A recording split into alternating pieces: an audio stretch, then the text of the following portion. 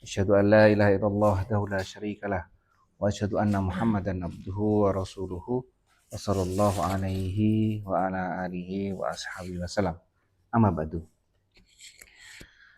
Alhamdulillah sesuai dengan kesepakatan kita bahwa pekan ini kita akan belajar hadis, mulai hadis. Dari hadis yang ringkas tapi sangat bermanfaat ini yaitu hadis arba'in. Insyaallah sudah pegang semua ya. Terjemahan itu terjemahan kan itu ya? Terjemahan. Iya. Terjemahan ya. Terjemahan nanti yang ini nanti saya akan share di Drive. Nanti alamatnya disematkan di grup WA, ya kan? Nanti bisa dilihat di situ. Ada sarahnya ada dua, yang satunya ini Syekh Utsaimin, satunya yang di bawah Mas Handika. Siapa tadi? Ada dua, kita pakai syarah hadis arba'in ini dari dua ulama yang berbeda. Ya. Baik, sebelum kita masuk ke hadis ini, kita perlu sedikit tahu tentang siapa Imam Nawawi ini. Di sini disebutkan bahwa Imam Al-Hafidz An-Nawawi merupakan salah satu pengikut mazhab Syafi'i yang menjadi acuan, juga termasuk salah satu fuqaha Syafi'iyah yang sangat produktif menulis kitab. Beliau adalah seorang mujahid, dan seorang mujahid bisa keliru dan bisa benar. Beliau keliru dalam sejumlah masalah asma dan sifat. Beliau banyak menakwilkan nama-nama dan sifat-sifat Allah, namun tidak mengingkarinya. Sedikit saja ya. Setahu kami, Imam Nawawi adalah orang soleh dan mujahid. Dan setiap mujahid itu kadang benar, kadang salah. Ia mendapat 1 pahala jika salah dan 2 pahala jika benar. Baik, itu singkatnya terkait dengan Imam Nawawi. Baik, kita akan lanjutkan. Monggo Pak Budi dibaca.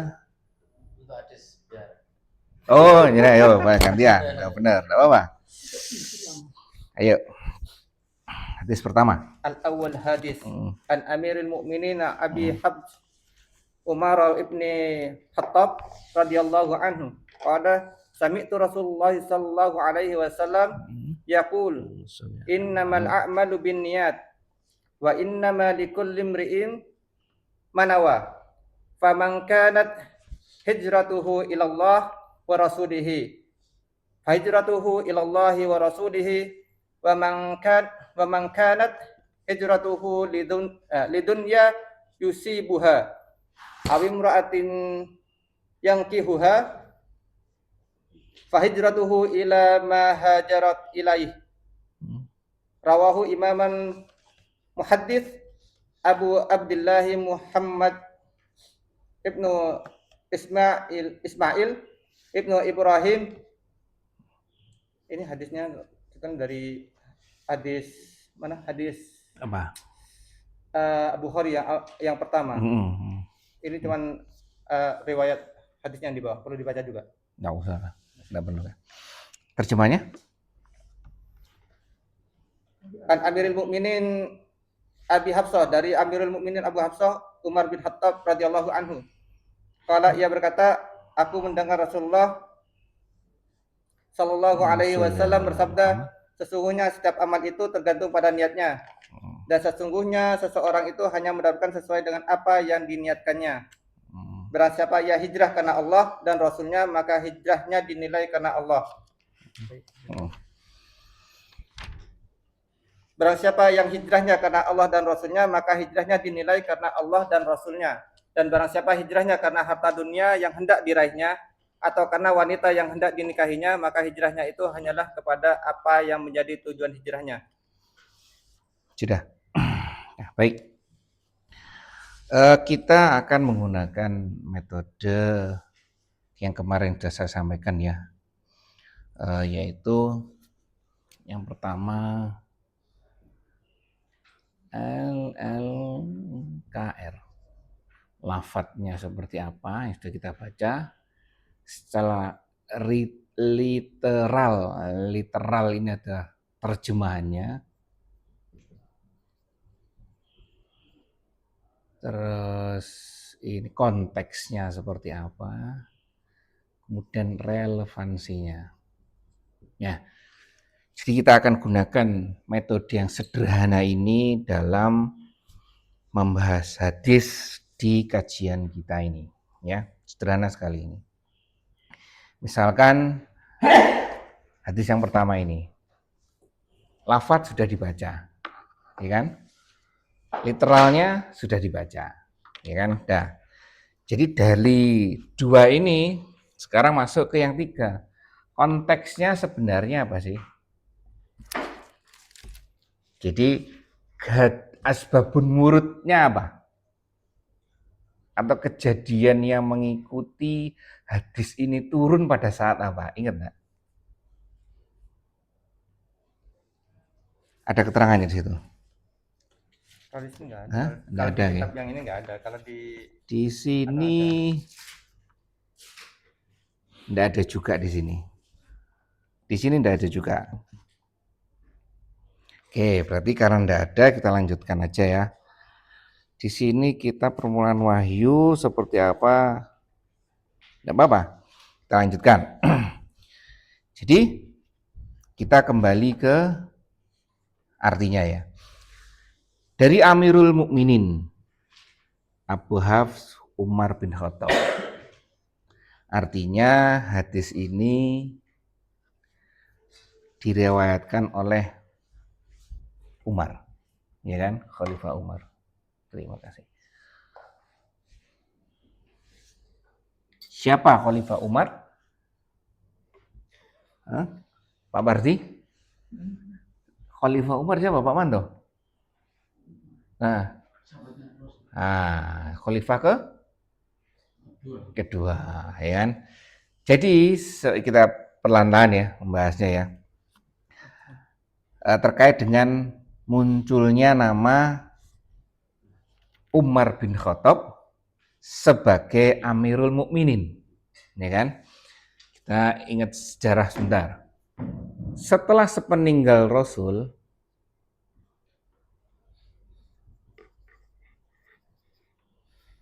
maka kepemimpinan diteruskan oleh yang pertama?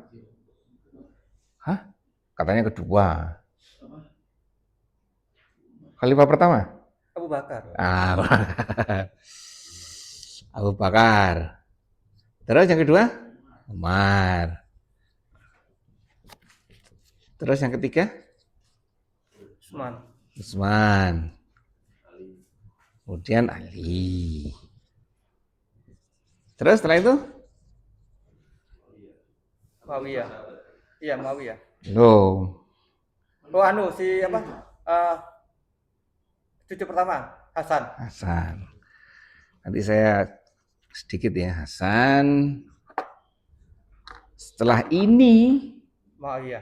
nah ini baru masuk periode khalifah rasa kerajaan. Nah, artinya khalifah yang di sini, di mana kekhalifahan ini ditunjuk berdasarkan pilihan siapa orang terbaik saat itu, tapi setelah ini penunjukan, tapi bernama khalifah. Penunjukan jadi ke anak-anaknya. Sebagian besar seperti itu. Siapa? Kekhalifahan pertama adalah Bani Umayyah.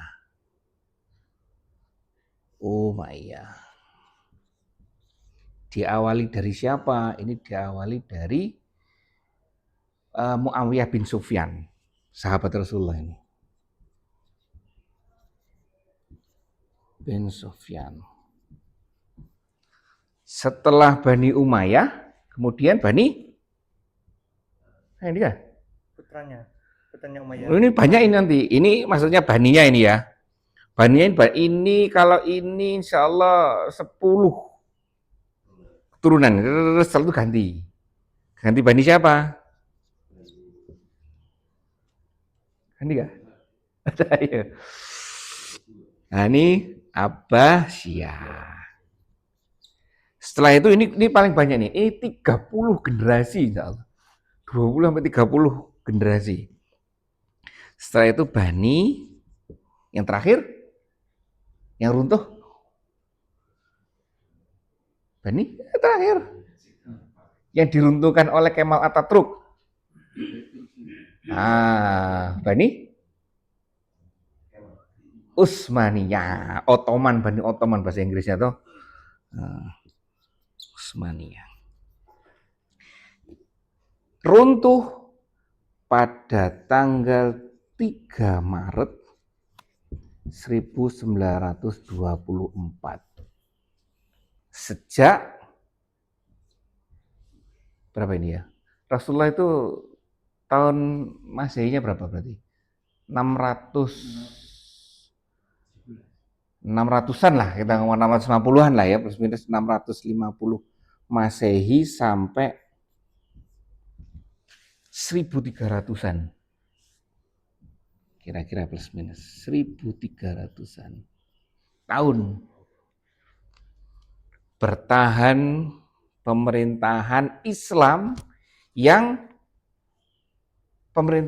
punya satu pimpinan. Setelah ini tidak ada, sendiri-sendiri sampai sekarang tidak ada. Ya, ini ya. Jadi ini adalah urutan kekhalifahan Islam sejak zamannya Rasulullah sampai berakhir di Turki oleh Bani Utsmaniyah, kekhalifahan Utsmaniyah Turki, Ottoman itu, ya, yang dibubarkan oleh Kemal Atatürk. Inilah penguasanya seperti ini. Di sini ini memang dipilih yang terbaik, ya kan? Termasuk Hasan, karena cucu Rasulullah ini memimpin plus minus hanya 6 bulan karena masalah politik. Akhirnya diberikan kepada Muawiyah, karena memang Muawiyah adalah seorang politikus yang memang lebih ahli, lebih senior. Ini sahabatnya Rasulullah, lebih senior, lebih ahli daripada nanti pertikaian banyak, ini kan diserahkan pada Muawiyah. Nah itu ya. Apakah perjalanannya ini baik-baik saja? Ternyata enggak, ya kan? Umar wafat, dibunuh ya, ya, ketikam pada saat sholat kalau nggak salah. Utsman wafat, dibunuh juga, iya, dibunuh juga. Utsman Dibunuh juga. Ali? Tapi Ali dibunuh juga, nah itu. Semuanya dibunuh karena memang pergolakan politiknya luar biasa, ya kan? Dah. Karena di sini ini secara garis besar monggo, terbunuhnya Utsman membuat umat Islam terbelah. Yang satu menuntut diketemukannya pembunuh Utsman, karena sudah kedua kali ini khalifah dibunuh ini, ya kan? Nah, Utsman. Yang satunya menuntut agar segera diberdirikan kekhalifahan lagi, dipilih khalifah lagi. Nah, misalnya kita nih setelah terbunuhnya Utsman, grup sini minta selesaikan dulu masalahnya. Ini soalnya sudah yang kedua. Grup sini ngomong tidak bisa, itu bisa sambil jalan. Yang penting pemerintahan harus ada dulu, khalifah harus ada. Ini terbelah dua. Ya. Dengan terpilihnya Ali, itu sudah ribut ini. Ya kan? Ada pro sana pro sini. Setelah sepeninggal Ali pun terpilihnya Hasan, ini juga pro kontra, ya kan, pro kontra. Kemudian dengan kerelaan Hasan, kekhalifahan diberikan kepada Umayyah, ya kan? Kapan ya? Di sini ada perang, di sini terjadi perang besar ini. Perang apa? Namanya Ali. Perang saudara itu. Antara Ali dan Fatimah. Ini perang pertama yang luar biasa antara mertua dan menantu. Salah, Aisyah kok Fatimah. Aisyah dan Ali. Kalau ini kan satu suami istri kan ini, ya kan? Suami istri ini. Antar Aisyah Rasulullah. Berhadapan dengan Ali. Nah, itu intrik politik karena adu domba juga. Ya di sini perang namanya perang Jamal. Ya kan di istilah sini enggak ada. Menantu sama mertua. Menantu sama mertua. Ibunya Hah?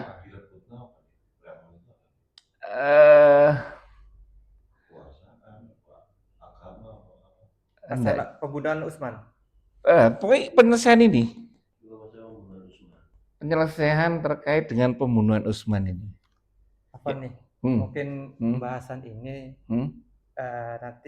nanti aja. Soalnya kan pembahasan ini panjang. Ini berkenaan dengan pembahasannya para Syiah. Munculnya Syiah. Udah tapi gitu benar. Iya kan? Apa? Para Khawarij munculnya di sini juga. Ya Oke, kan? enggak apa-apa. Ini panjang nanti babnya. Nah, ini hanya sekedar pengantar. Nanti nyambungnya ke sini nanti, ya. Nah, ini nanti ada perang di sini. Ini juga perang. Ini ada perang dengan ini ya, setelah ini ditunjukkan ke sini, turun ke sini kan? Ini ke sini. Ini mulai menyerahkan kekuasaan kepada anaknya. Atau ini kan mulai rasa kerajaan tuh ini. Nah, anaknya namanya Yazid kalau nggak salah. Yazid bin Muawiyah. Nah, ini mulai timbul lagi. Yang adiknya Hasan namanya Husain tidak setuju. Karena seharusnya pada saat penyerahan ini itu hanya untuk menyetabilkan, next-nya harus dipilih sesuai dengan sebelum-sebelumnya. Transisi saja. Tapi ternyata beliau menunjuk ini dengan berbagai macam pertimbangan. Perang lagi. Pokoknya Husain nggak ada masalah ketika itu, tapi dibujuk oleh para sahabat yang lain untuk mendatangi Yazid di mana yang baru itu. Ya, dipindah. Pindah Damaskus. Nah, artinya di sini nanti ada ini kisah namanya perang Jamal ya. Di sini nanti Yazid dan Husain perang. Namanya perang Karbala. Inilah yang diperingati oleh orang Syiah dengan menyiksa dirinya sendiri. Karena memang luar biasa kisahnya ini. Dah ini terus seperti itu. Maupun ini nanti generasi keberapa gitu ganti ke sini. Semua keturunan Bani Umayyah yang ada dihabiskan, dibunuh. Pergantian ini. Semua pangeran anak-anaknya Bani Umayyah diundang ke istananya, diajak makan malam, bunuh semuanya. Habis. Itulah. Di sini, nah ini memang masa keemasan Islam di generasi. Di sini nanti muncul Harun al-Rasyid. Harun al-Rasyid biasanya digandengkan sama siapa? Tokoh siapa? Nawas. Abu Nawas. Ya kan? Harun al-Rasyid ini Harun al-Rasyid. Harun al-Rasyid ini adalah dan nanti anaknya sama dua setelahnya ini adalah yang memang mengangkat dunia Islam. Sehingga muncul pengumpulan kitab ini, penerjemahan dari yang kemarin kita bahas Andika, penerjemahan kitab-kitab filsafat Yunani kuno diterjemahkan ke bahasa Arab. Semua jadi ini mercusuar, jadi mercusuar dunia keilmuan di sini. Penulisan hadis, tokoh-tokoh itu ada di sini semua.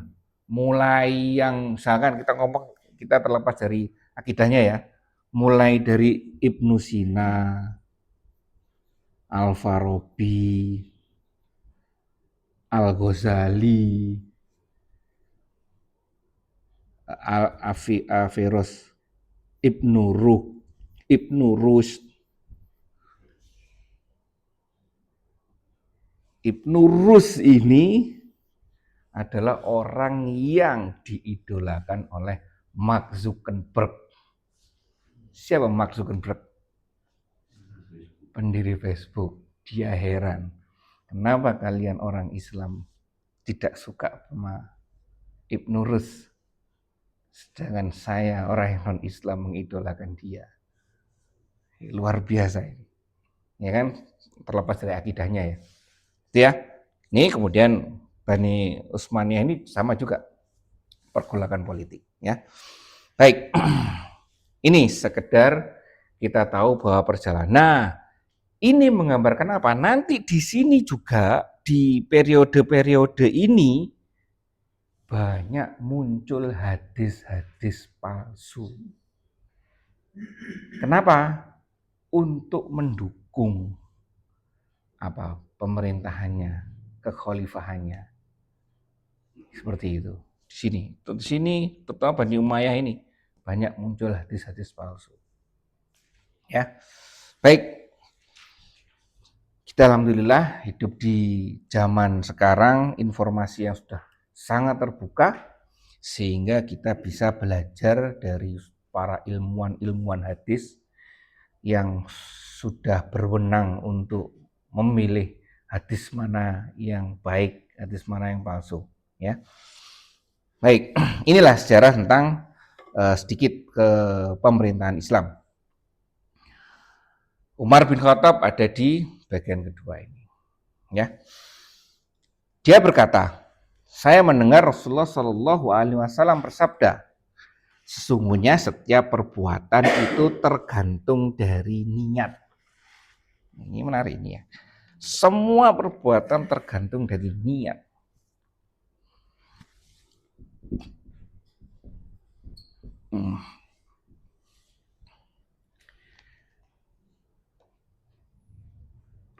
Dan setiap orang akan dibalas berdasarkan apa yang diniatkannya. Pertanyaan sekarang, apa itu niat?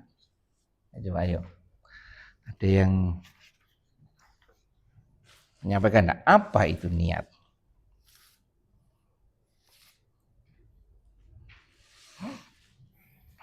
Yuk. Hah? Niat itu tujuan. Keinginan hati. Hah? Keinginan hati. Keinginan hati. Oke. Di beberapa dikatakan bahwa gini, seperti contoh gini, ketika ada sebuah makanan di depan kita dan kita ada keinginan untuk memakannya, itu sudah ada niatan. Itu sudah merupakan niat untuk kita untuk memakan itu. Itulah niat. Oke, itu ya niat ya. Di sini tidak didefinisikan di sini. Tidak ada keterangan di sini. Mungkin yang perlu dijabarkan terlebih dulu kan innamal a'malu binniyat. Yang disebut amal itu seperti apa? Oh iya ini ya, belum ya. Nah, Oh setiap ya ini amal. Amal itu apa? Perbuatan. Perbuatan atau tindakan. Terkait berarti setiap perbuatan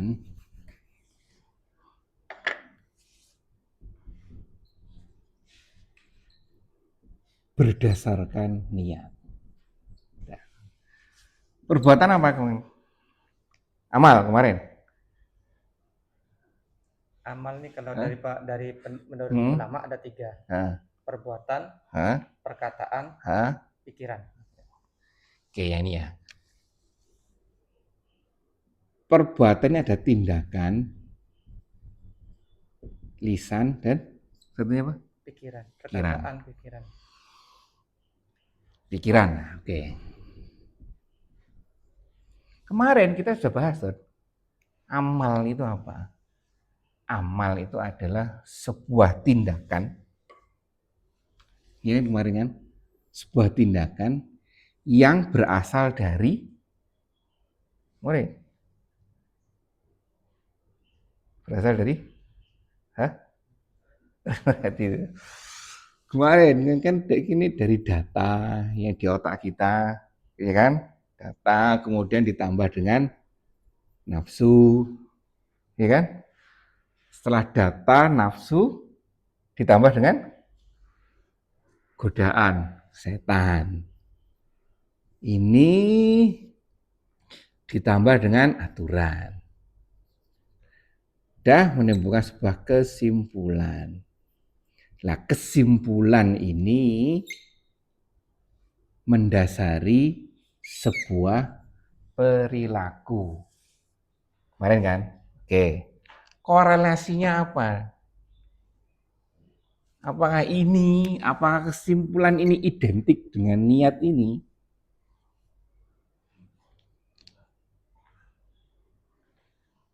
Ini Andika. Ini Andika. Ini kan isi kepala kita kan? Isi kepala dan apa? Yang mempengaruhinya. Betul kan? Nah, menimbulkan sebuah kesimpulan yang mendasari sebuah tindakan kita. Kesimpulan ini apakah identik dengan niat?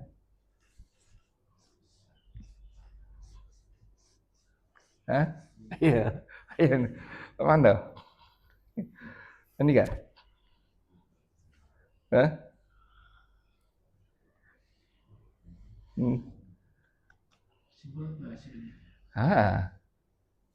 Kesimpulan karena apa? Nanti kita tidak hanya berhenti di sini saja nanti. Nanti kita mencoba belajar apa yang pengaruhi niat ini sih. Apa yang mempengaruhi niat? Niat itu kalau bahasa dulunya kerenteknya hati toh. Kalau bahasa jadulnya kan seperti itu, kerenteknya hati sudah niat. Tapi apa yang mempengaruhi kereteknya itu apa? Apa keretek itu muncul dengan tiba-tiba? Ini ya. Jadi kalau dilihat metodologinya seperti ini, kemungkinan ini identik. Kesimpulan yang hasil dari pemikiran itulah yang disebut niat tadi. Terus ya perkembangan ya. Jadi kita proses belajar ini ya. Jadi di sini apa? Kalau begitu yang pengaruh ini kembali ke sini lagi. Isinya kepala kita, data yang kita masukkan, pengendalian nafsu kita, pengekangan benteng terhadap setan-setan ini, dan aturan yang sudah kita pahami itu apa saja, sehingga menimbulkan kesimpulan yang identik dengan niat ini. Ya, seperti itu ya. Makanya kemarin kan sudah saya bilang, sudah pernah dibahas di sini bahwa ada tahun 1990-an ada orang Inggris keturunan Yahudi yang membuat teori reason action. Apa artinya? perilaku itu berdasarkan apa? Ya toh, reason action. Kemudian tahun 1994 TAN, teori ini berkembang menjadi teori plan behavior. Yang ini hanya sekedar tindakan, yang ini sudah menjadi sebuah kebiasaan behavior. Mereka yang meneorikan ini. Padahal kita sudah punya 1400 tahun yang lalu. Tuh. Baik. Ya ini ya, perbuatan. Perbuatan itu apa? Ini jenisnya perbuatan ini. Perbuatan itu bisa berbentuk nanti tindakan, lisan, atau memang hasil dari pemikiran kita ini. Kan ini sudah perbuatan, ini adalah visualisasi kalau bahasa sekarang ya. Visualisasi dari ini. Visualisasi dalam bentuk apa?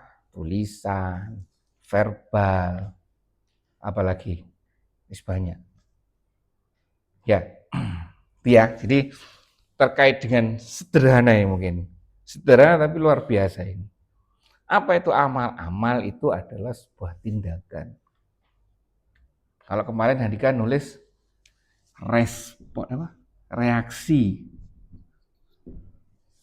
Ini Handika ya. Reaksi dan respon.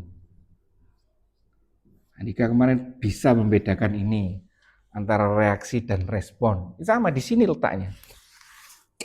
Apa yang membedakan reaksi dan apa ini? Ya, jadi sekarang kalau selama ini iya niat itu mempengaruhi innamal a'malu binniyat. Jadi setiap perbuatan tergantung niatnya. Oke, dua kata yang menarik di sini yaitu tindakan dan niat. Oke, tindakan adalah perilaku kita. Visualisasi daripada niat. Nah, sekarang niat itu sendiri apa? Nah, niat itu sendiri adalah kesimpulan dari apa yang ada di benak kita itu. Kita mau apa? Dan itu bisa diimplementasikan ke dalam semua bidang. Ya. Jadi oke lah, pengetahuan kita nambah sedikit. Oh, niat itu seperti ini. Itu ya. Innamal a'malu binniyat. Dan setiap orang lanjutannya, dan setiap orang akan dibalas berdasarkan apa yang diniatkan. Oh ini. Hasilnya ini ada konsekuensinya. Ada timbal balik ya kan. Nah, pelajaran pertama. Ini ya, jadi itu dan ini semua mengandung konsekuensi. Ya. Terus, pelajaran pertama. Pelajaran kedua, apa yang bisa diambil dari sini? Bahwa ibadah fisik itu dipengaruhi oleh ibadah batin. Kemarin kita sudah pernah belajar, kalau ternyata fisik kita tidak benar-benar, kok tidak lurus-lurus, kok menceng terus, menceng sana, menceng sini, ya kan? Terus kita harus gimana? Sudah koreksi ke dalam. Ya, koreksi ke dalam. Apa? Solusinya niat. Internal kita. Niat ini bongkar apa? Bongkar ini. Ya, dah dibongkar lagi ini. Ini mau dibersihkan, ini mau dikekang. Jadi kita punya tahapan. Kita mau memperbaiki dari mana? Kita memperbaiki tindakan kita dari niat. Ya, karena perbuatan ini mengandung konsekuensi. Kita mau memperbaiki ini, niatnya seperti apa? Karena ini dari awal dari ini, kita harus perbaiki ini. Lalu perbaikan ini dari mana? Nah ini, dari sini. Itu ya. Ada tambahan di sini. Kalau likul liri imanawa itu kan bukan manawa itu kan kadar niat. ada niat, berarti bisa dinyatakan besaran niatnya itu seperti apa. Ya, ketika orang mempunyai niat itu kan bisa ada macam-macam. Niat bisa niat baik ataupun niat buruk. Nah, ketika orang contoh gini, niat itu juga bisa dipraktekkan ketika kita mau melakukan sesuatu kan, jelas ada niat pertama. Sholat qobliyah duhur sama sholat duhur. Qobliyah duhur itu kan 4 rakaat, ya kan? Bisa dikerjakan dengan 1 kali salam atau 2 kali salam. 2 kali salam. Tapi ketika orang itu melakukan 1 kali salam, kalau dia sudah awalnya berniat qobliyah, maka jatuhnya dia qobliyah, ya kan? Beda dengan ketika dia sholat duhur, bisa jadi sholat duhur juga. Jadi kadarnya itu di situ. Atau juga seperti ini, ketika orang berniat zakat dan bersedekah. Ya, benar. Ketika dia awalnya niatnya itu bersedekah, maka jatuhnya dia sedekah. Bukan jatuh kepada zakat yang wajib. Dan itu tidak bisa membatalkan niat yang awal tadi. Ketika itu dikerjakan, udah tidak bisa dibatalkan lagi menjadi zakat, kan gitu. Oleh karena itu pentingnya niat, karena mempengaruhi ini konsekuensinya ini, iya kan? Nah sekarang kita coba mendalam lagi, apa sih yang niat ini? Nah sementara ini, dengan pengetahuan kita yang terbatas ini, mungkin niat itu dari sini. Apa yang pengaruh ini? Masa ujuk-ujuk kita muncul? Tidak mungkin orang yang tiba-tiba orang melaksanakan sholat qobliyah duhur 4 rakaat dengan 1 salam kalau dia tak tahu ilmunya. Iya kan? Seperti itu. Pasti dia punya ini, karena ini juga. Amanto misalkan, ya kan? Sekarang sudah menghukumi rezeki anak soleh menjadi hal yang tidak baik, ya kan? Kalau dulu tanpa ilmu, dianggapnya sebuah rezeki, ya kan? Mantap. Lah jangan bilang-bilang, aman. Seperti itu. Gitu ya. Niat ini terus apa? Karena bagaimanapun ibadah ini juga juga memberikan informasi kepada kita, ibadah batiniah kita. Kalau menurut hadis ini, pondasi dari ibadah fisik kita, menentukan arahnya, seperti yang disampaikan tadi. Dan apabila ininya tidak tepat, ya ininya mungkin tidak pas nantinya. Itu ya. Ada tambahan lagi, Andika? Atau lainnya? Gimana? Semakin berilmu seseorang, nanti mengerjakan satu amalan itu bisa dengan bermacam-macam niat. Artinya kalau semakin berilmu nanti pahalanya makin banyak. Karena, kalau udah berilmu? Iya itu ya. Saya kan misalnya orang menikah. Kalau orang udah ada ilmunya kan nikah bisa jadi niatnya untuk menghindari zina, untuk misalnya berikhtiar membuat generasi terus ketika misalnya untuk yang lain-lain tapi kalau yang berilmu nikah ya untuk nikah tok ya itu seperti itu mungkin. Maka itu niatkan kita bagaimana cara menumbuhkan. Nanti ada perdebatan lagi nih, niat itu apakah diucapkan atau enggak. Nah ya kan, macam-macam lagi ya kan.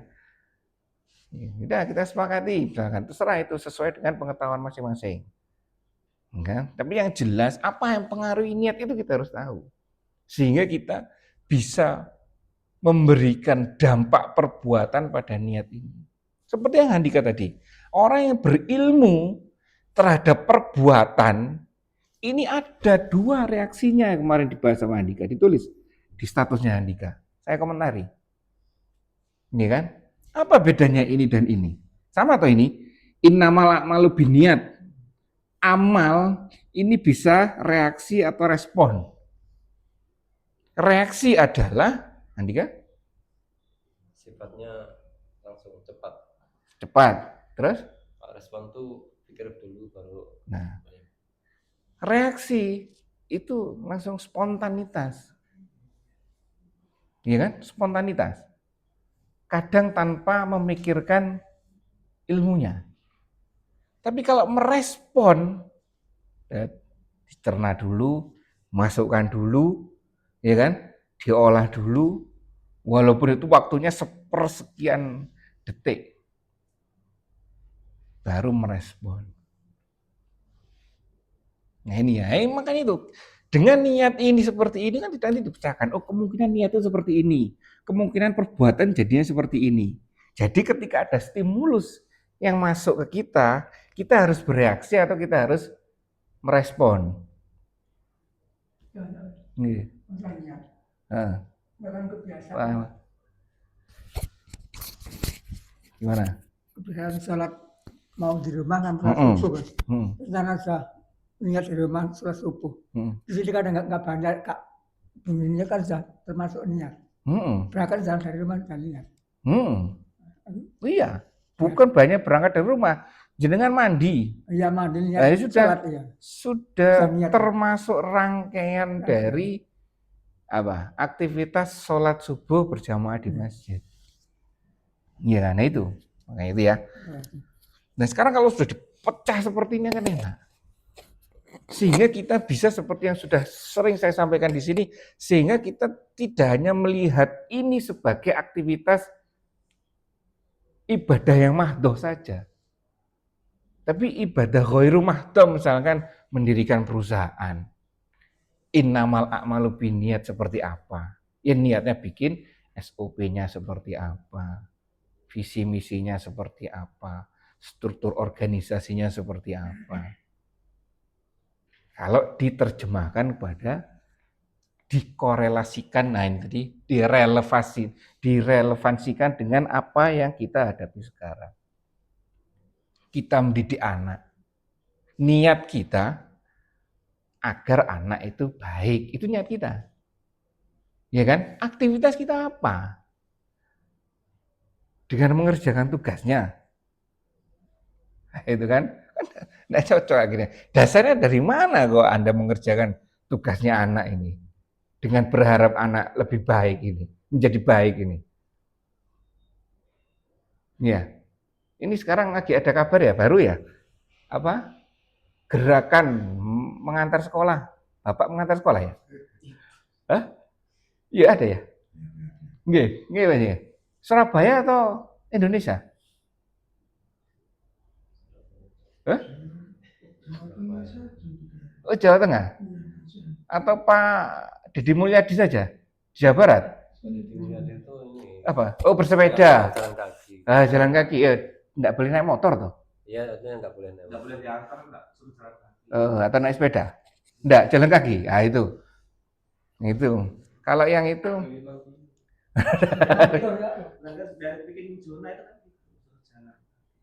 disonasi sana ya. Misalkan dia yang di bapak mengantar sekolah misalkan, ini enggak tahu di mana itu. Saya kok ya lumayan lah. Ya kan? Agar cocok tugasnya bapak terhadap anak di masa saat ini. Bukan ya, memang harusnya seperti itu. Ya mantap ya. Lah.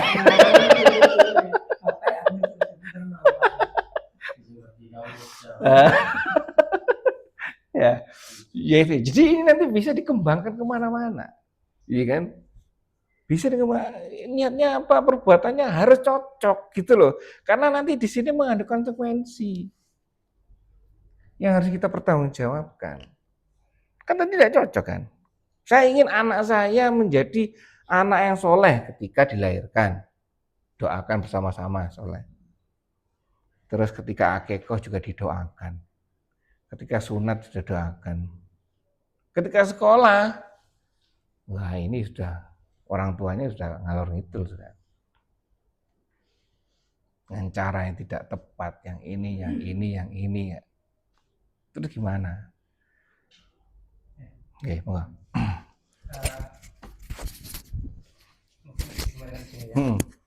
Ini Rasulullah sallallahu alaihi wasallam kan innamal a'malu binniyat wa innama likulli imri'in ma nawa. Kan Rasulullah mengatakan segala amal berdasarkan niatnya. Innamal a'malu binniyat. Wa innama dan sesungguhnya niat tadi itu likulli imri'in min nawa kan gitu. Berdasarkan kadar niatnya. Jadi ada dua yang ditekankan di sini. Segala sesuatunya berdasarkan niat dan niat itu ada kadarnya. Kadar niat ini kadang gini. Kembali ke tadi siapa Handika mengatakan bahwa seseorang tuh bisa dalam niat itu melakukan banyak hal. Dalam melakukan sesuatu itu banyak niat. Karena gini, ada orang jihad pun bisa seperti itu. Contoh gini, dia beramal bersedekah, tetapi dengan mengundang atau anak yatim, wartawan lah katakanlah. Bisa dia ada dua niat. Pertama dia niatnya memang satu beramal karena Allah. Kedua dia berniatnya untuk mengajak ataupun memberikan inspirasi. Ya. Nah, di sini kan ada dua kadar nih, ada menyangkut dunia dan menyangkut amal, menyangkut ibadah. Nah, kadar ini bisa berbeda. Mana yang lebih cenderung? Kalau dia cenderungnya amal ke untuk mendapatkan mendapatkan pahala di sisi Allah. Maka niatnya itu kadarnya itu ke ibadah. Tapi kalau dia cenderung untuk mendapatkan pujian bisa jadi ke dunia. Makanya dimaksud di sini kadarnya itu di kulimrin nawa itu kadarnya ini yang dimaksudkan. Benar. Kadarnya yang harus kita perhatikan. Kadar niat ini kan, bisa munculkan niat ini bagaimana? Ya kan? Makanya itu kembali ke sini. Apa yang membuat aktivitas kita itu berkadar 24 karat atau hanya 10 karat? Apa yang membuat itu? Pak Manto ketika keluar rumah sudah assalamualaikum, cium istri ya, kening istri kan dicium gitu. Mencium mutiara dunia tuh itu. Bismillahi tawakkaltu. Iya kan? Terus naik motor. Ya kan? Doanya subhanalladzi sakhkhara lana hadza, ya kan? Terus zikir. Niatnya apa niatnya? Ya? Niatnya kan ikhtiar, ya kan? Ini adalah termasuk ibadah. Ya kan? Nanti terus kalian cari uang. Ya kan? Nah, itu banyak niatan sekalian nanti ketemu, bersilaturahim. Nah, ini kan termasuk niat, bisa dijadikan satu. Nanti yang pengaruh itu data sama nafsu, setan. Ini yang internal, eksternal. Ya kan? Ini dua ini kan, ini adalah internal kita. Betul toh? Potensi toh? Yang ini penggoda yang selalu ada mengikuti kita. Itu semesti ada ini. Dan data ini termasuk aturan ini gimana diisi kepala kita itu. Ini yang akhirnya menemukan niatnya apa ini. Niat kita bisa berkadar bagus itu seperti apa? Belum takdir. Lah,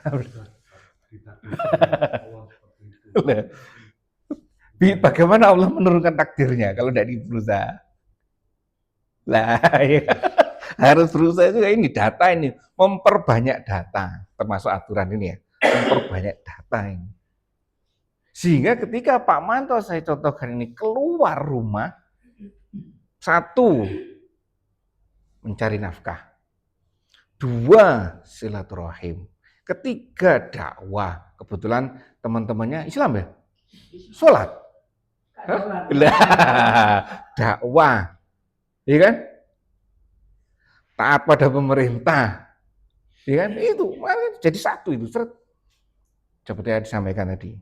Bahwa dalam satu aktivitas memungkinkan banyak niat. Mungkin. Karena apa? Data kita itu banyak. Ada yang mengatakan bahwa sholat sebelum sholat fardu kita apapun, ya kan, sebelum sholat fardu, sebelum sholat rawatib itu bisa dijadikan satu. Niat setelah wudhu, niat tahiyatul masjid, sama niat sebelum memang sholat fardunya. Nah, itu.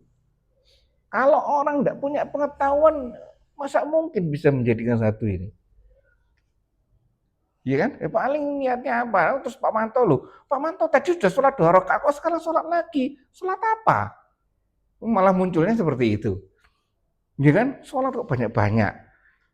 Ya toh? Seperti siapa Pak Manto? Ada seperti itu. Nah, kalau orang tahu ada sholat aja enggak masalah. Berarti kadar niat itu bisa mempengaruhi kadar ilmu juga. Bisa dipengaruhi oleh kadar ilmu. Iya, benar, setuju. Setuju itu.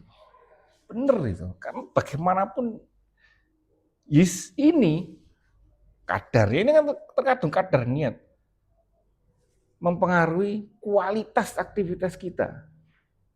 Iya kan? Mempengaruhi kualitas aktivitas. Bagaimana nanti konsekuensi yang harapannya itu hadiah, pahala dari Allah ya juga bermacam-macam. Kan dikatakan, siapa itu ya? Tidak tahu kualitas hadisnya seperti apa. Ada orang tidur, ulama tidur itu. Iya kan? Saya lupa itu ya. Siapa itu? Dah jangan ganggu, ada ulama tidur. Iya kan? Kalau ulama ini bangun bahaya. Malah lainnya ngerti malah, ini diceramai. Biarkan tidur. Tidurnya ulama. Nah, seperti itu macam-macam. Berkualitas. Hah? Ya, atau misalkan tidur kita aja, tidur kita niatkan untuk ibadahnya apa? Mengistirahatkan badan. Hah? Mengistirahatkan badan. Lah, menunaikan hak tubuh itu. Itu ibadah. Iya loh. Lah itu kan. Makanya kadang sesimpel itu, ambil contohnya yang kecil-kecil daripada aktivitas kita sehari-hari ini. Ini nyambung. Iya kan? Nyambung nanti. Dan kembali lagi ke sini. Bagaimana kan janjinya Allah kan? Bagaimana kita akan diberikan oleh Allah sesuatu hal yang besar-besar. Kalau misalkan hal yang kecil-kecil saja tidak bisa dilaksanakan oleh kita. Misalkan Pak Manto, alhamdulillah Pak Manto sudah bangun setiap tahajud. Ya kan? Saya misalkan selalu niat setelah Isya pulang mau tidur selalu niat ya Allah nanti tahajud. Dan setiap hari selalu kelewatan. Loh, kan lumayan. Sudah niat. Loh. Ya, seperti itu ya. Enggak apa. Balik dulu. Iya. Loh, ada tugas sekarang. Waalaikumsalam warahmatullahi wabarakatuh. Itu ya, jadi berdasarkan apa yang dia niatkan. Semakin banyak, makanya itu kan ada di ini kan.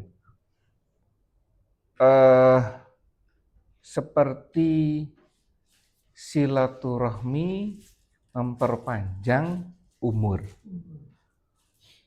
Ya kan? Itu bisa dipahami terkait dengan hadis ini. Umur sebenarnya tidak bisa diperpanjang. Tapi bisa dimaknai ketika umur segitu orang hanya dapat 100, dia dengan silaturahim dapat 150. Sama dengan penambahan umur. Mungkin seperti itu. Katanya dari doa bisa. Lebih bisa, ya kan? Sekarang bagaimana orang tahu bahwa silaturahim itu bisa menambah kualitas usia? Itu kan kualitas usia toh. Usia saya, usia kita sama usianya para imam-imam ini kurang lebih sama, 60 sampai 100 tahun. Tapi beliau-beliau sudah menerbitkan ratusan kitab. Pak Manto? Nah, ya. Nggak mau kalah, saya sudah membaca ratusan kitab juga lah, gitu. Nah, tapi kalau saya pikir ya seperti yang sambil-sambil ini, jadi walaupun umurnya cuma sekian, iya. tapi ini Kualitas. banyak apa sanggup lah. Lah, iya, kualitasnya. Orang yang sampai 90 tapi Muspro gitu. muspro. Lah, Terus ini saya mau tanya sih, saya sebenarnya juga belum tahu persis kalau apa itu, kalau tidak salah ada kata-kata baligo ani walau iya benar. sampaikan kepada mereka walaupun hanya satu ayat. Ada lagi apa? Sesungguhnya pada hari kiamat nanti yang pertama dihisab Sholat. Itu termasuk apa? Hadis atau Hadis. ya? Hadis. Nah, dan tahu kalau lagi kalau tidak salah banyak lagi. Yang saya tahu. Terus dari hadis ini ya, yang disampaikan ini mulai halaman 9 ini. Nah, maaf mundur sedikit. Mundur ke halaman 6. Ini ada kata-kata atau hadis ini, barang siapa dari umatku yang menghafal 40 hadis tentang perkara agamanya, maka Allah akan membangkitkannya pada hari kiamat beserta rombongan ahli fikih dan ulama agama. Apakah ini hadis-hadis yang ada di buku ini aja atau termasuk yang lainnya? Tak bisa tanya tentang itu gimana kira-kira? Itu hadis apa enggak itu? Itu di situ ada keterangannya hadis atau? Ya, ini ada keterangan dari hadis ini. Oh iya, hadis berarti. Halaman 6. Hadis riwayat siapa Pak Chandra? Setelah terjemahan itu. Nah, itu Rasulullah bersabda kan? Oh iya. Iya itu hadis. Nah, ini yang dikatakan ini orang yang hafal di buku ini saja sebanyak 40 atau campur yang tadi. Teksnya di situ kan 40 memang. Iya. Sudah, itu adalah salah satu cara.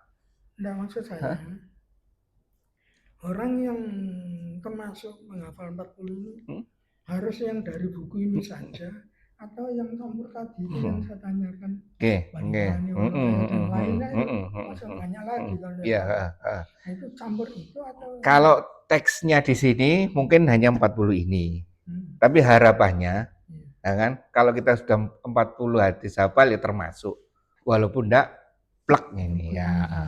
Tapi kalau sesuai dengan itu ya memang sebaiknya ini dihafal. Ya seperti itu ya.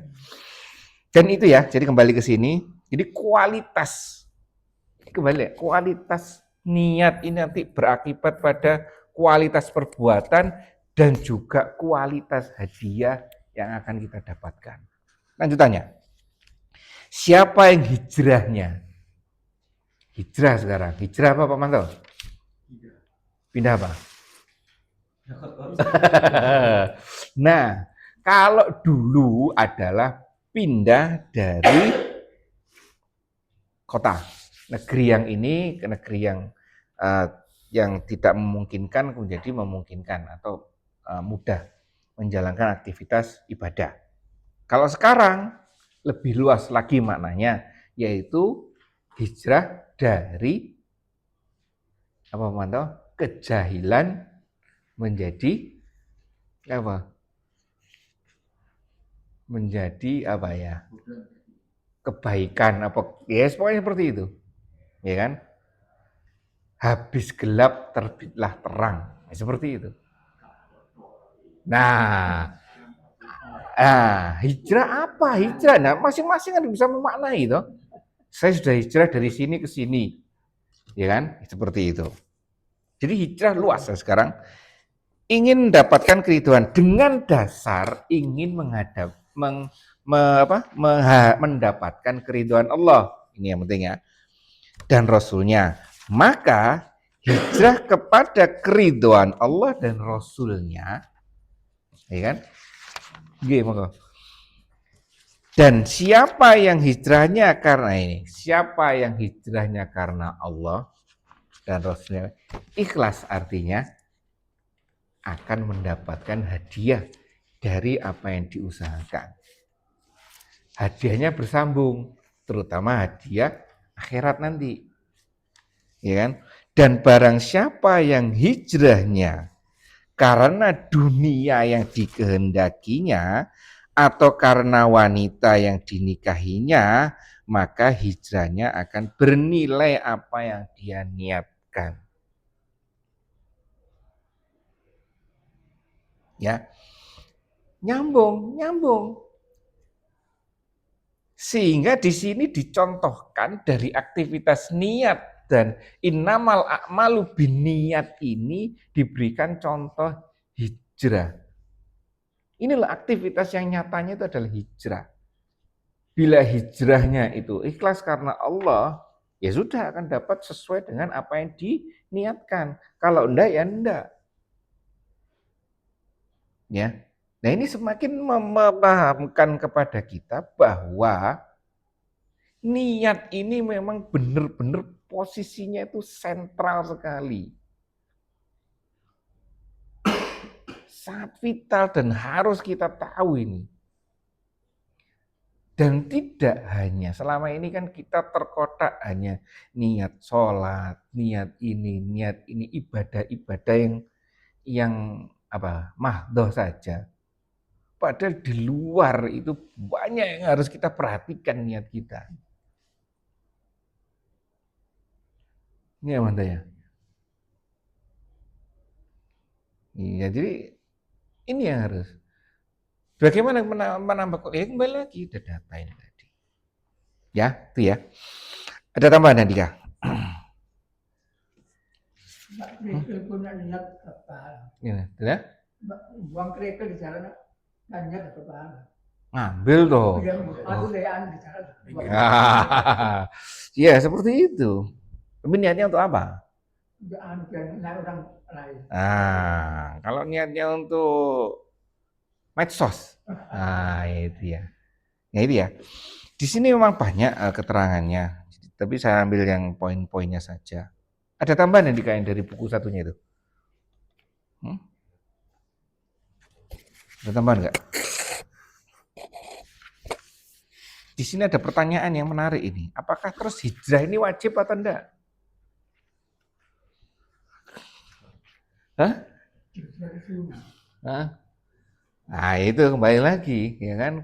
Kembali lagi ke kemampuan kita, ya kan?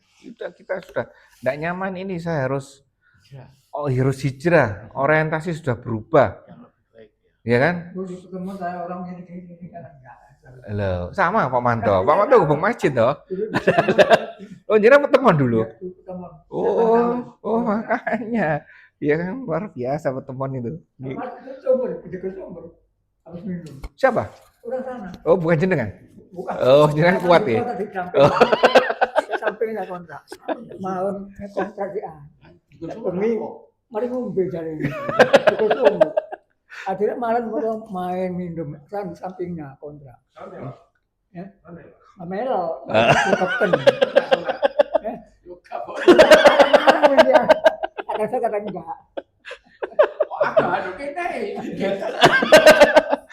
Ya. Mereka kecil ya sholat.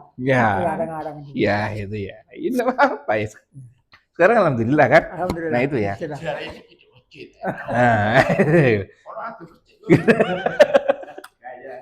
Dulu nenek saya kan sholat, nenek itu kata kan? Emang nggak Adika? Tambahi. Ini kan ada kisah hijrahnya para dulu. Sempat 2 kali kan. Itu berapa?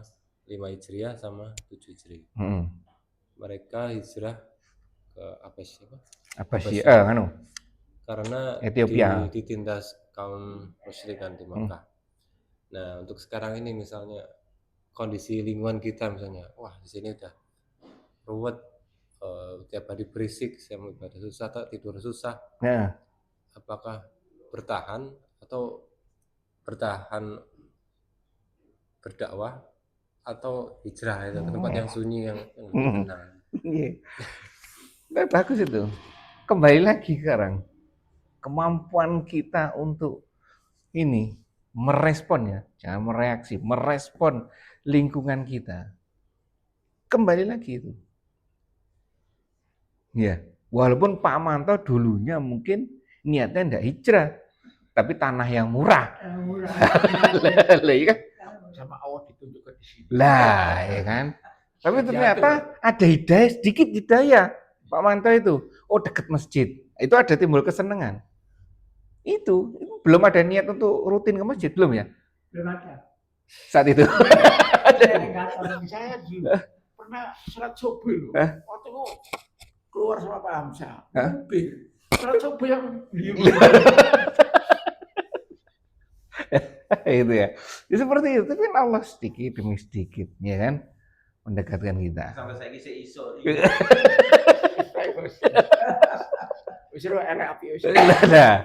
Nah itu ya, ini sudah lah. Bersyukur kita. Nah, kembali ke pertanyaan nanti kan. Akhirnya kembali kepada kemampuan kita. Makanya kualitas kita nanti rewardnya di sini itu juga berjenjang. Ya, bagaimana nanti? Kan makanya tuh surga ada tingkatannya, neraka juga ada tingkatannya. Karena pasti setiap orang punya effort, punya pengorbanan sendiri terkait dengan tegaknya agama Allah. Itu bagaimana usahanya, ikhtiarnya itu pasti dinilai. Bukan dinilai hasilnya ya, ikhtiarnya. Andika tadi susah ikhtiar, ya Allah, saya berusaha di sini dengan segala keterbatasan saya menahan, dengan segala keterbatasan saya berdakwah. Ya kan? Nah, itu muncul doa, muncul segala macam. Ya ini kayaknya. Karena kalau hijrah pun ya belum tentu bebas dari masalah. Iya. hidup itu penuh masalah. Masalah itu. Ngurusi wong. Lah makanya itu satu-satu ada 2 tempat bocoran surga yang ada di dunia itu hanya ada 2 sebenarnya. Satu di Raudhah, di mana? Masjid Nabawi, Raudhah. Satunya di rumah. Ya, Baiti Jannati itu 2 itu, makanya ciptakan rumah itu sebagai surga. Pak Manto gimana? Ya saya bocor. Nah, itu. Ya, seperti itu. Ya. Jadi makna hadis ini, satu, Allah sudah memberikan ini dan ini, ada konsekuensinya, ada kadarnya tadi, kemudian diberikan contoh tentang hijrah. Ya kan? Seperti itu. Jadi kembali lagi, berkorelasi, semuanya berkorelasi. Ya kan? Jangan kembali lagi ya, yes, yang musim sekarang ya, penerimaan anak sekolah itu jangan melanggar niat kita atau niat kita yang sudah baik, jangan dikotori dengan tindakan kita yang mengotori niat itu tadi. Terus gimana kalau di SMP 1 itu ya? Ini bayar. Ini anak saya. Yang terakhir donasi ya, terus Bu telepon. Ada ruang kosong Terus masuk SMP 1. Bayar. Bilang sudah telepon, lu ini saya ada telepon hari ini. terus dipojokkan, panggil dipojokkan. Minta berapa? 10 juta lebih. No. Padahal dia sudah siap 5 juta, Bos. Ya, gimana itu? Sudah tahu ya. Jadi muruk jadi. Lah itu. Itu ya, jadi ini realitas. Terus guru-gurunya gimana itu? Iya, wallahu alam, biarkan dia. Iya kan? Biarkan dia nanti akan mempertanggungjawabkan apa yang dia lakukan. Seperti itu ya. Jadi realitas sekitar kita, apa yang kita lakukan, jangan terpaku pada ibadah mahdohnya, terkait dengan sholatnya, apa puasanya, itu memang penting. Tapi kita tidak berkutik sama itu saja. Di luar itu banyak yang ilmu ini harus kita terapkan, itu banyak. Ini seperti itu ya. Karena memang tugas kita seperti ini. Ya. Ya, seperti teman saya yang di rumah sakit haji. Saya sayang kalau enggak tugas di rumah sakit. Kenapa saya? Udah rugi. Rugi pahala silaturahim. Rugi pahala mendoakan orang sakit. Rugi pahala ini, rugi pahala. Lihat sama dokter, teman saya di rumah sakit haji. Ayo prai, Kak, eman apa ya? Rugi ini, ya kan? Iya kan, seperti itu. Jadi dia melihat sisi yang lain. Nah, bagaimana cara melihat sisi yang lain itu? Ya ilmu itu tadi kembali lagi. Yang Pak Chandra ini rugi enggak masuk. Berapa orang yang menjadi ladang dakwah beliau setiap hari. Celing masuk. Oh, berupa enggak berupa urusannya dia sama Tuhannya, kan? Yang penting masuk ini celing gitu. Kawan-kawan juga kan? Iya kan? Setiap hari kamu ayo sholat, walaupun dijawab apapun, pokoknya ayo sholat. Iya seperti itu kan? Tetap enggak sholat? Ya enggak apa-apa. Artinya kan masalah kalau kita coba mundur lagi, kita enggak perlu cari ladang dakwah. Datang sendiri. Makanya kalau ada pengemis, ada orang-orang yang menjengkelkan sekitar kita, atau orang yang dalam kacamata kita itu menggelisahkan kita, mengesalkan kita, jadi Allah mendekatkan ladang dakwah. Alhamdulillah, enggak perlu repot-repot cari ladang dakwah. Harus sampai ke siapa? Ustadz. Siapa yang sampai di Irian Jaya pojok itu? Gamaratan itu. Fadlan. Fadlan itu. Sampai ya situ memang tugasnya beliau, ditugaskan seperti itu ya.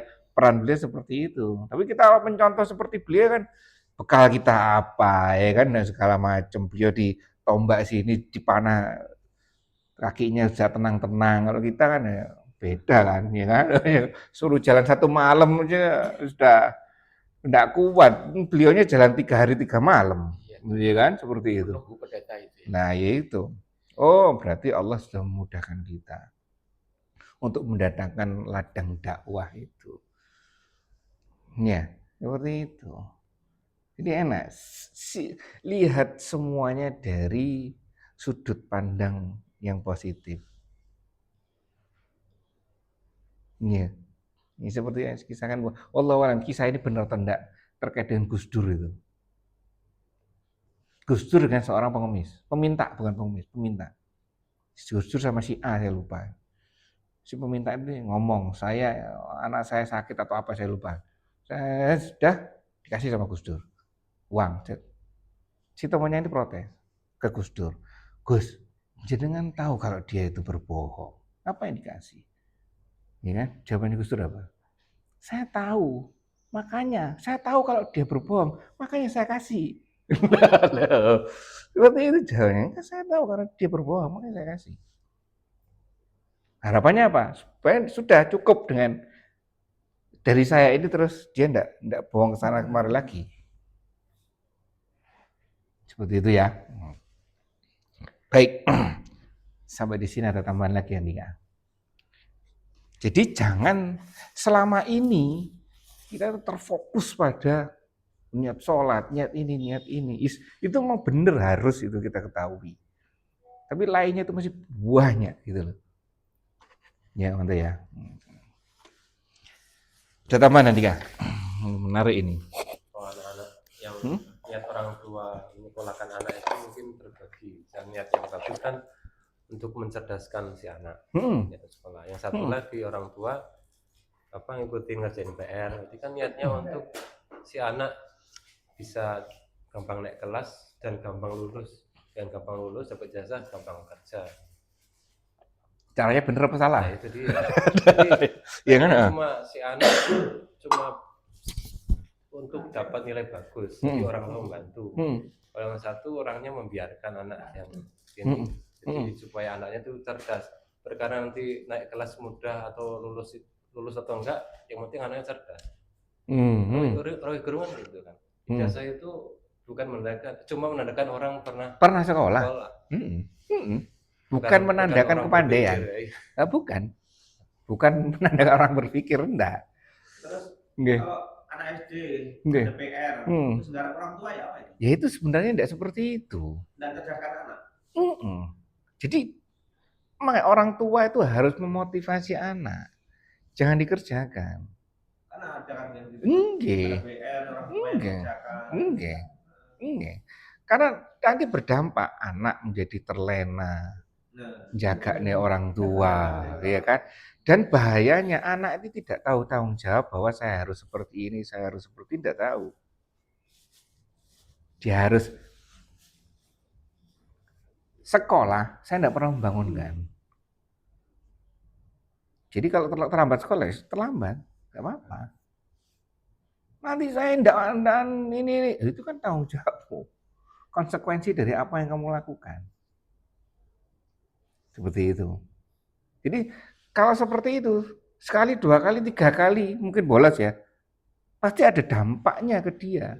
Tegur gurunya paling enggak. Tegur gurunya, PR enggak ngerti, ya kan? Tugasnya enggak ngerti. Sambil kita memotivasi tetepan dari belakang. Seharusnya gitu loh. Iya. Enggak usah dibangun ya. Salah. Telat selain guru ya. Iya. Nah, ada efek jerak, ada tanggung jawab.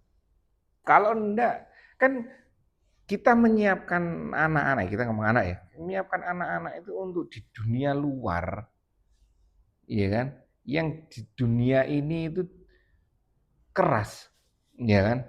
Semuanya kalau dinilai dari individu anak itu pasti tidak sesuai dengan keinginan anak. Yang kerja itu enggak enak, yang temannya itu enggak enak, yang ini semuanya pasti enggak enak. Kalau enggak dilatih sejak di dalam rumah, keluar bingung. Itu.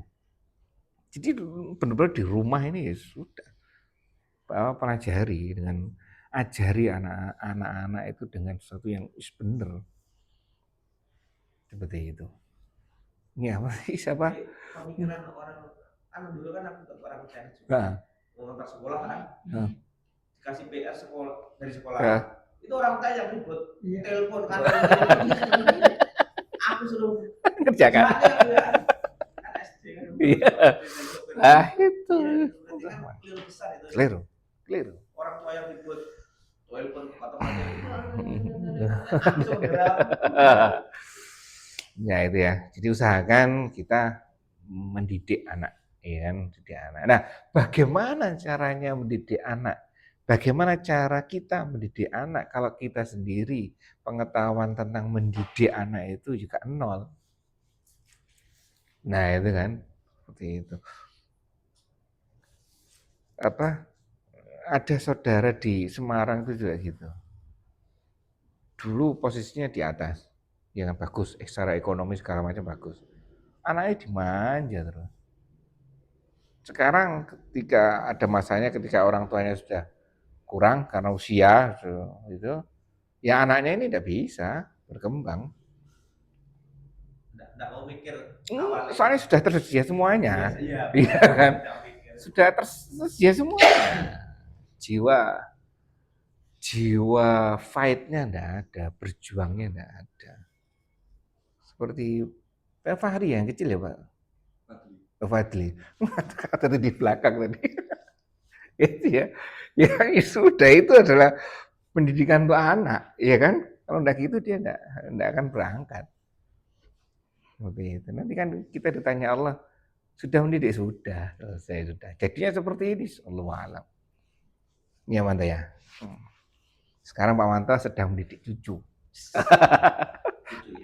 Periode anak sudah terlewat. Baik, alhamdulillah mengawali belajar kita tentang hadis ini sangat teknis sekali yang bisa kita langsung terapkan, ya kan? Kita mencoba melihat dari sisi yang banyak sisi.